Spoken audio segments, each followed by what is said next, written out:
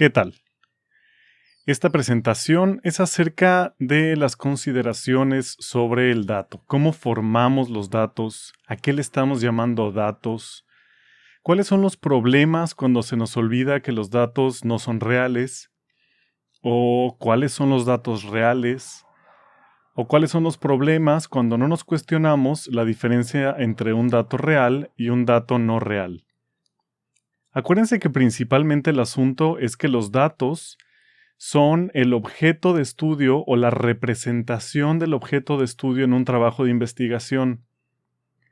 Digamos que es el primer contacto, es la materia, es la carne, es la verdura, los ingredientes, las especias con las que cocinamos para averiguar, defender, describir, proponer alguna característica o alguna hipótesis que queramos comprobar sobre eso a lo que vamos a llamar el tema o el objeto de estudio. No se nos olvide que los datos nunca son el objeto de estudio. Los datos representan siempre parcialmente al objeto de estudio porque son, digamos, la parte que podemos observar, medir, operacionalizar, veremos este término en adelante, la parte que podemos representar, la parte que podemos conceptualizar del objeto de estudio que normalmente, a excepción de algunas ocasiones en las que es francamente una abstracción explicativa de entrada el objeto de estudio o un pleito teórico, pero que regularmente es un objeto de estudio que podemos rastrear de regreso a la realidad experiencial o como le hemos llamado a la experiencia directa. Partamos de la convención a la que ya hemos llegado en otras ocasiones. El único y verdadero dato es el de la experiencia directa. ¿Qué quiere decir esto? Que el único y verdadero dato, el dato real, el dato en sentido estricto, pues es el dato que yo puedo ver, oler, gustar, oír, tocar. No solo los 5 sentidos estrictamente hablando, sino también otros sentidos u otras recepciones informativas que tengo yo en mi experiencia directa. Entonces la condición es que sea la experiencia directa. No tanto que el dato sea, digamos, en un sentido ingenuo, material, perceptual, aquello a lo que el individuo accede informativamente, incluyendo, como he dicho en otras ocasiones, los sueños, las emociones, las percepciones que podemos considerar extrasensoriales, término que debería estar francamente en desuso, porque si revisamos la evidencia cognitiva y neurocientífica, lo sensorial pues abarca muchísimo más de lo que podemos caracterizar a través de los 5 sentidos. El cerebro mismo queda superado como máquina procesadora de la información perceptual por todo aquello que necesitamos de manera básica para poder funcionar en la realidad. No ahondo en esto porque no es el tema, pero tomemos en consideración estas cosas, es decir, sin asumir cortes artificiales, sin asumir cortes facilones, en esto a lo que estoy llamando experiencia perceptual. Lo que esto quiere decir principalmente es que aquel dato que regularmente consideramos el dato de una investigación, un dato científico, no es dato directo generalmente. Es dato construido. ¿Por qué? Porque como ya dije en otras ocasiones, para poder hablar de algo, en términos del discurso científico, necesito para empezar generalizar. Si digo persona, no me estoy refiriendo a un individuo en un lugar y en un tiempo determinado, me estoy refiriendo a una categoría. Si digo lloreme, un lloreme, me estoy refiriendo a una categoría representativa de una persona que es miembro típico de una cultura particular en un lugar particular. Pero no estoy hablando de un individuo, a diferencia de si dijera, por ejemplo, Luis González. Luis González, individuo lloreme, tiene estas características, ¿ok? Y cada una de las características que le atribuyo a Luis González es ya una generalización. Es muy difícil escapar, si no imposible, escapar de las generalizaciones cuando estamos hablando del lenguaje. El lenguaje necesita las generalizaciones. El lenguaje es criatura de la generalización. Entonces, casi podríamos afirmar, sin ponernos, digamos, dogmáticos al respecto, pero casi podríamos afirmar que la experiencia directa no se puede poner en palabras. Lo cual no es estrictamente cierto, pero me refiero a no hay afirmación lingüística que se pueda hacer sobre la experiencia directa que carezca por completo de generalizaciones. Sería como decir, para que el lenguaje expresara la experiencia directa sin distanciarse de ella, tendría que ser igual a la experiencia directa. Y ese es todo un tema, ¿no? Porque hay lenguaje que representa al lenguaje de manera idéntica al lenguaje. Pero bueno, esto ya es casi cuestión de filosofía. Entonces, todo dato de la ciencia vamos a asumir que es construido, ya sea una generalización o una abstracción explicativa. No voy a volver a explicar estas nociones que ya he tratado en otros videos, pero les dejo aquí un enlace para ver un video en el que la explico de manera más detenida, uno de los cuales es precisamente el de la mirada probable. Entonces, hay 4 intenciones o 4 proyectos o 4 planes o caminos mediante los cuales o a través de los cuales yo construyo el dato. Uno de ellos es el de describir. Y la pregunta a la que responde describir es ¿cómo es? En segundo lugar, tengo anticipar. Anticipar es para todas esas ocasiones en las que quiero apostarle a que algo va a seguir funcionando de determinada manera mañana, pasado mañana, dentro de un mes, dentro de 10 años. Y también lo que implica proyectar algo hacia el pasado. Entonces, anticipar en el sentido de que estoy adivinando, estoy proyectando hacia el futuro o hacia el pasado un probable desenlace, una probable causalidad, una probable tendencia. En tercer lugar, tengo tipificar. ¿Qué es tipificar? Tipificar es como categorizar. Es proponer un dato, es proponer un objeto de estudio, es proponer una entidad que se pueda estudiar que represente a una clase. De ahí tipificar, es decir, tipo, ¿no? Un tipo es la representación del miembro de una clase. Entonces, persona Yoreme, mexicano, mujer trabajadora, mujer migrante, niño huérfano, niño de clase alta, pescador, etcétera, etcétera, etcétera. Todos estos son tipificaciones. Y cada tipificación es una categorización que busca generar un representante sobre una clase. ¿Y por qué hago esto? Bueno, insisto, punto número 1, porque para poder investigar tengo que generalizar.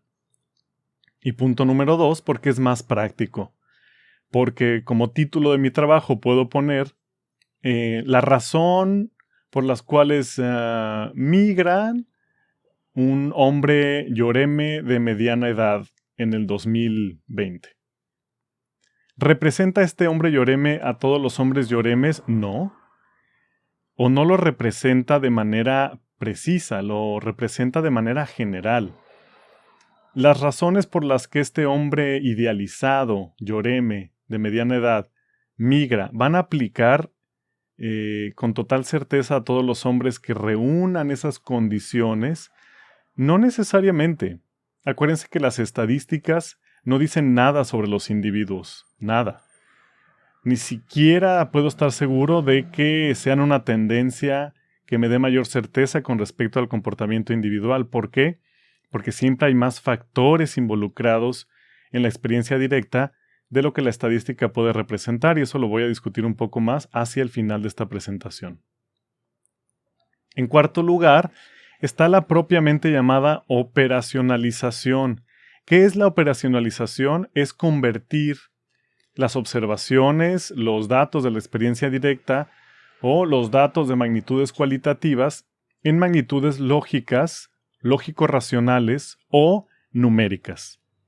También vamos a ver esta noción con mayor profundidad porque es la noción principal que atañe a los métodos cuantitativos en este caso.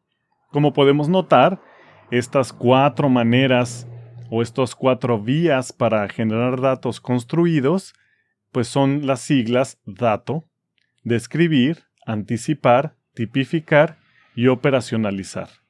Cada una de estas siglas está representada por un icono. El icono describir corresponde a una abstracción o a una generalización que es descriptible, porque acuérdense que tampoco describimos siempre la realidad. La etnografía, ciertas documentaciones sociológicas, ciertas documentaciones geográficas, ciertas documentaciones que tienen que ver con el conteo poblacional, puede ser que estén más relacionadas o estén más íntimamente en contacto con la experiencia directa, pero generalmente lo que describimos son ya grandes generalizaciones. En el segundo caso, en anticipar, tengo una sucesión de puntos conectados por una línea, porque acuérdense que toda predicción o toda anticipación o toda proyección del pasado depende de que yo modele cierta causalidad. Hay ciertas formas en las que están funcionando las cosas ahorita, en este momento, en este presente. Las cosas que están funcionando en este presente, pues han tendido a funcionar así de manera bastante consistente. Por lo tanto, puedo inferir, que esa es la palabra, inferir, o puedo adivinar con un poco más de certeza, aunque nunca con suficiente certeza, que las cosas van a seguir así. Si algo siempre cae al piso, si las pelotas, siempre que las suelto en el aire, caen al suelo, pues es altamente probable que sigan cayendo al suelo mañana o pasado mañana. Si las cosas en el pasado siempre han caído también, pues es probable que cuando yo esté reconstruyendo una historia, pueda incluir como uno de los factores constitutivos de esa realidad reconstruida el hecho de que la gravedad también funcionaba en 1950. Es decir, parece muy sencillo, pero no lo es. Claro que estoy escogiendo un fenómeno que es súper regular, que es prácticamente una ley. A partir de esas grandes regularidades, o incluso a partir de cosas que no son tan regulares, tratamos de hacer proyecciones hacia el futuro y hacia el pasado. La estadística, como van a ver en algún otro momento, tiene ciertos índices, ciertos niveles de error, mediante los cuales yo puedo saber si mi proyección, si mi apuesta, si mi adivinanza vale la pena o no vale la pena según los criterios de la metodología. A eso se le llama nivel de significancia o porcentaje de error, que normalmente los niveles de significancia se manejan del 95 o hasta el 99%.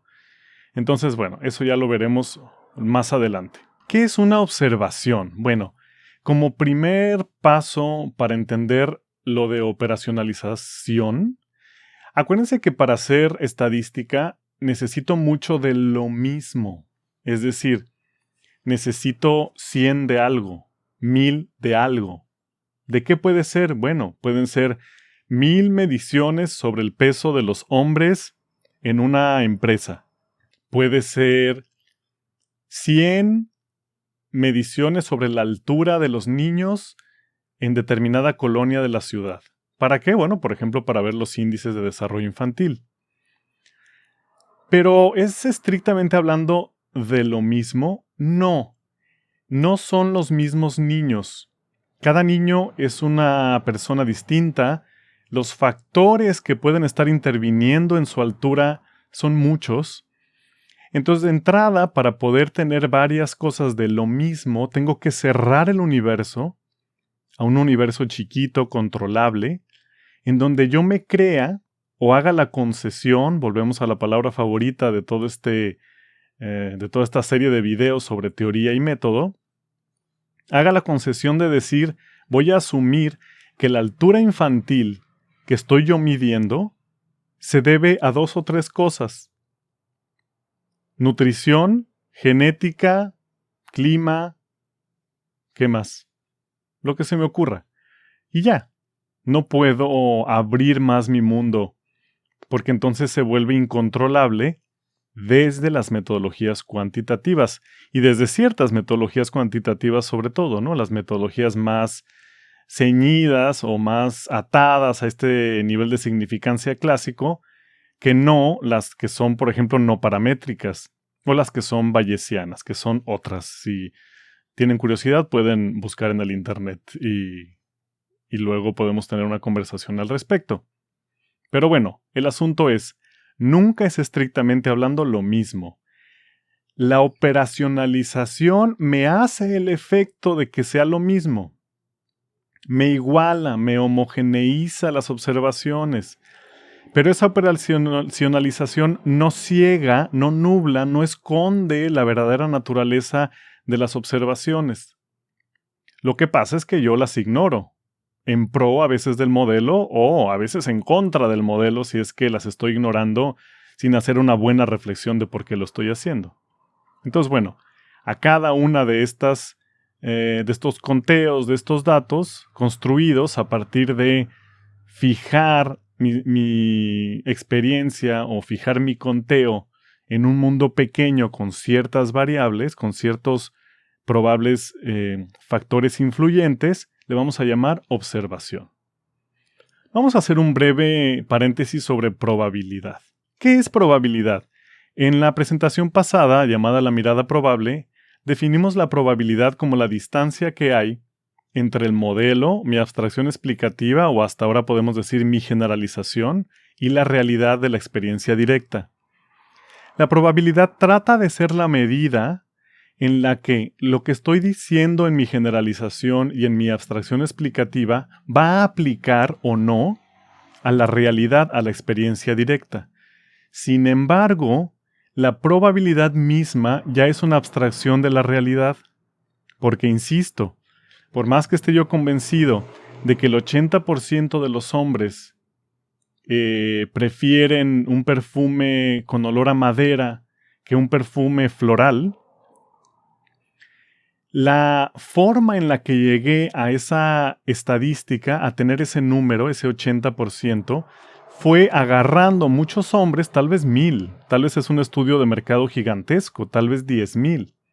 Pero agarré muchos hombres, traté de equilibrar por otros factores que pudieran sesgar mi muestra, como nivel socioeconómico, poder adquisitivo, no sé, estilo de vida, etcétera, profesión, etcétera, etcétera. Y a partir de ellos obtuve el 80%. Pero eso no me asegura que si yo veo a un hombre en la calle, aun cuando reuniera estas condiciones que yo le puse a mi muestra, eso me va a asegurar que ese hombre cumpla o sea sujeto de la tendencia del 80%. ¿Por qué? Porque ese hombre en particular puede tener, bueno, o más bien tiene por seguro, un montón de factores que no puedo controlar, que no controlé en mi muestra. Como que igual su papá utilizaba un perfume floral y elige un perfume por razones psicológicas que no incluí en el estudio de mercado que hice. Son infinitos los factores que pueden estar ahí influyendo, hasta cosas que ni siquiera sabemos, hasta cosas que si abandonamos el modelo materialista, digamos que pueblan, inundan las posibilidades. Una manera atípica de estudiar la probabilidad o de poner ejemplos de qué es probabilidad es con esto de los dados. ¿Qué quiere decir? Bueno, hay que hacernos preguntas muy simples. Por ejemplo, en el caso de una moneda, ¿qué probabilidad hay de que salga cara o cruz? O águila o sol en el caso de algunas monedas mexicanas. Pues teóricamente hablando es el 50-50, ¿no? Porque si yo tiro una moneda, hay la mitad de probabilidad de que salga de un lado que del otro. Si yo tiro un dado tiene 6 caras, ¿qué probabilidad hay de que me salga el número 1? Bueno, pues es una probabilidad en 6 de que me salga el número 1. Ahora, estas probabilidades que estoy representando de manera muy sencilla se complican mucho en el fenómeno humano, en el fenómeno social, porque no tengo un solo dado girando. Tengo 10 dados girando. Piensen en cada una de las variables, cada uno de los factores que pueden influir en una decisión como un perfume de madera o con olor a madera y un perfume floral. Piensen en todos los factores que pueden influir en esa decisión. No solo los que controlo para mi estudio de mercado, sino los que no puedo controlar. Son 10, 15, 20, 25 dados girando al mismo tiempo. Todas las probabilidades, digamos que siempre son inacibles, siempre están fuera de nuestro alcance. Por eso modelos matemáticos como la teoría del caos proponen, y la complejidad también, proponen hablar mejor de descripciones cualitativas para ciertas tendencias e interacciones factoriales y poco poder matemático para el cálculo, o poder matemático para el cálculo a partir de ecuaciones no lineales, es decir, que no son deterministas, que no me van a permitir decir, si meto dinero en esa comunidad va a haber desarrollo. Si a los niños les aumento el consumo de calcio, van a estar saludables. Quisiéramos que la realidad fuera así de fácil, pero eso es un pensamiento causal lineal. Y la realidad no funciona linealmente. Los modelos, algunos, funcionan linealmente. Esa es la diferencia. Entonces, esta es la noción general de probabilidad. En situaciones altamente controladas la puedo calcular como si el dado tiene 6 caras, la probabilidad de que caiga cada cara es 1 sobre 6. La probabilidad de que caiga, por ejemplo, 2 o 6 es de 2 sobre 6. Y así. Por ejemplo, yo puedo decir que de las personas que asisten a un restaurante, 40% son hombres y 60% son mujeres. Lo que tengo aquí que es una descripción sobre una generalización. Una generalización que empieza por decir hombre-mujer, claro. Una generalización binaria, por ejemplo. Entonces, lo que yo estoy haciendo es describiendo sobre una generalización qué proporción, digamos, de un pastel son hombres y qué proporción son mujeres. Eso es una proporción. Es el cacho de un pastel y su relación con los otros cachos y su relación con el total. Entonces, puedo decir proporcionalmente asisten más mujeres que hombres. Esto es a 100, esta proporción es a 100, por eso se llama porcentaje, ¿no? Porque viene de 100, de ciento. Pero también lo puedo convertir a 10 y decir, de 10, 6 son mujeres las que asisten al restaurante. De 10, 4 son hombres quienes asisten al restaurante. Entonces, ya que tengo esa proporción, y si tengo, digamos, cierta consistencia en la proporción que saqué, por ejemplo, tomé una muestra de 100 personas que van a ese restaurante esta semana, la siguiente, durante, 3 meses. Sin pandemia, por supuesto, porque la pandemia hubiera sesgado mi muestra muy fuerte. O sea, no es una situación normal, entonces tendría que haber considerado que las circunstancias no eran las típicas. Pero bueno, entonces como decía, si yo noto una tendencia muy consistente en mi experiencia directa, en las generalizaciones que hago a partir de mi experiencia directa, luego puedo adivinar que tal vez esa tendencia se mantenga. Esto es un principio que en economía se conoce por la locución latina ceteris paribus, que quiere decir voy a tratar de adivinarlo permaneciendo todo constante. Eso es ceteris paribus. Entonces, como quien dice, sin pandemia, de cada 10, 4 serán hombres y 6 serán mujeres los que asistan a ese restaurante. ¿Para qué? Bueno, tal vez el estilo del menú, la música, la ambientación, el tipo de atención que den meseros y meseras, etcétera, etcétera, etcétera. Vean cómo a partir de una descripción bien hecha de esas tendencias estadísticas, puedo entonces hacer predicciones. Si hoy, mañana, pasado, la próxima semana, consistentemente, más o menos, hay 40% de hombres y 60% de mujeres, entonces yo puedo inferir, adivinar, que la próxima semana esa tendencia se mantendrá permaneciendo todo constante, es decir, sin pandemia, sin asaltos en ese restaurante, sin que les descubran ratas en la cocina, sin que haya un escándalo laboral que también afectaría la asistencia, etc. A partir de esto puedo concluir que los números que utilizo, tanto en probabilidad como en proporciones, son los mismos. Entonces la probabilidad y la proporción son el mismo número, nada más que tienen distintas intenciones. la probabilidad está más asociada con adivinar, con inferir, mientras que las proporciones están más asociadas con describir. Esa es la única diferencia, pero si lo piensan así como lo estoy planteando, verán que es lo mismo. Entonces, por ejemplo, yo tengo aquí un esquema de la distribución de la población mundial y veo que el 18.5% de la población mundial está en China, el 17.9% está en India y vamos a buscar México, ahí está el 1.7% está en México. ¿Esto qué quiere decir? Son porcentajes de 2017. ¿Puedo adivinar que el próximo año, el 2018, digamos que estoy en 2017, China seguirá siendo la región con mayor número de personas como proporción de la población mundial? Pues sí. ¿Por qué?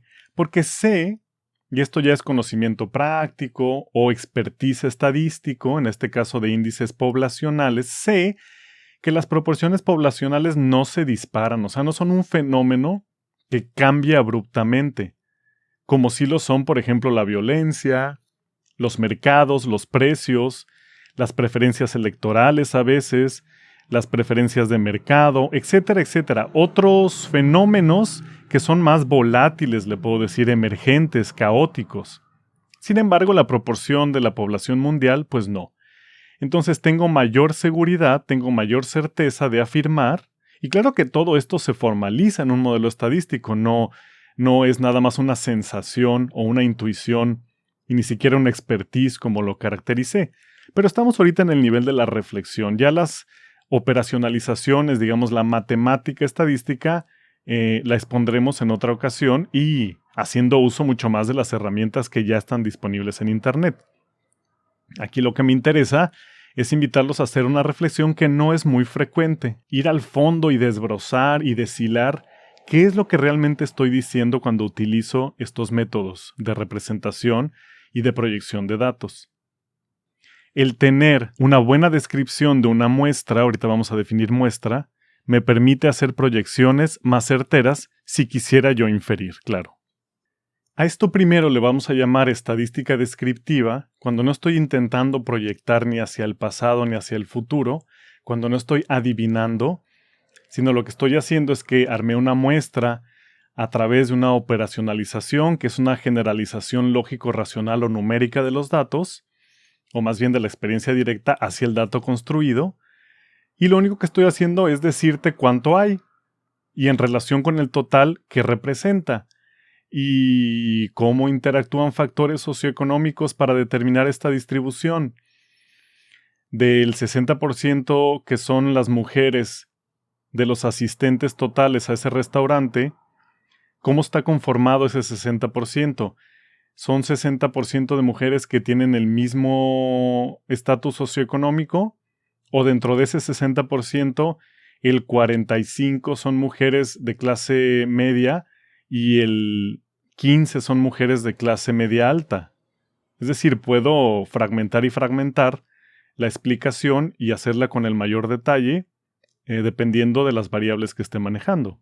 En ocasiones como esta, lo que tengo es lo que vamos a llamar estadística inferencial. ¿Por qué? Porque como ven, esto es el índice de crecimiento poblacional mundial que está proyectado a 2100. ¿Qué quiere decir esto? Que aunque hoy nos ubicamos, por ejemplo, en 2020, soy capaz de proyectar hacia 2100 por las tendencias y cálculos sofisticados que puedo hacer para que esas tendencias no sean nada más apreciativas. No es que nada más a mí me parezca que la tendencia suena que va a ser así, sino hay varios cálculos que yo puedo hacer, como ven, aquí tengo esta línea, ¿no?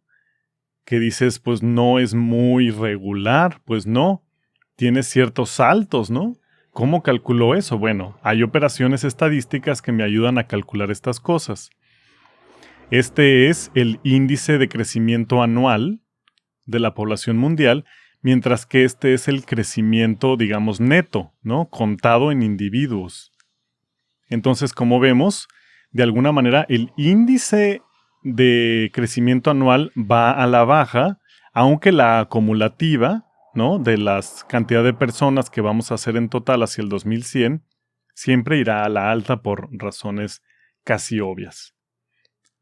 ¿Cuál es el mensaje aquí? El mensaje es, tengo dos tipos de estadística, la descriptiva y la inferencial. Y para lograr la inferencial, digamos, sí es condición básica tener una buena descripción de los datos del pasado y del presente, datos que hayan sido recopilados en su momento y que no sean proyecciones, para poder hacer un buen cálculo hacia el futuro. O si no tengo los datos del pasado, la operación contraria aplica.